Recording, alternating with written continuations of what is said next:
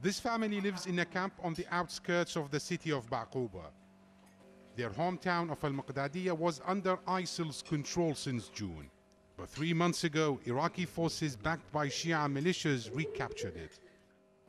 They are Sunni and they say they are scared to return. We are afraid of the militias. We are afraid that they might kill us and our families. We don't have weapons to defend ourselves. If those militias would storm our home, we would be dead, just like the victims of the Barwane and Hamri massacres. Thousands of Iranian-backed Shia fighters and some government troops started a campaign to recapture and clear Diyala from ISIL. Now, posters of Iran's supreme leader and his predecessor are everywhere. Diyala province is on the border with Iran, and its influence is evident. This border crossing was closed for 30 years.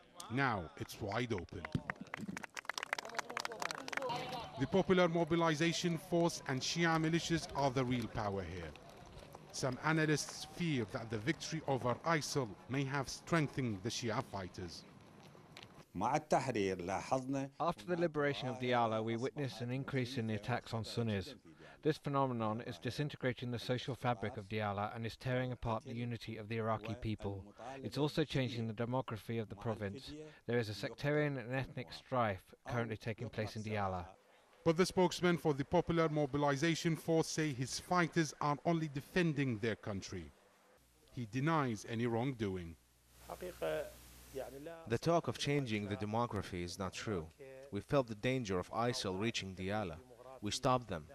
What the Sunni politicians are accusing us of doing is just to defame the reputation of the fighters. Iraq's fight against ISIL is not over, and there are growing fears of more reprisal attacks. Prime Minister Haider al-Abadi took over the command of the Popular Mobilization Force to curb, he says, the criminal activities of a few members. But he also warned against demonizing this force, which is now the main power fighting ISIL. Omar Saleh, Al Jazeera, Baghdad.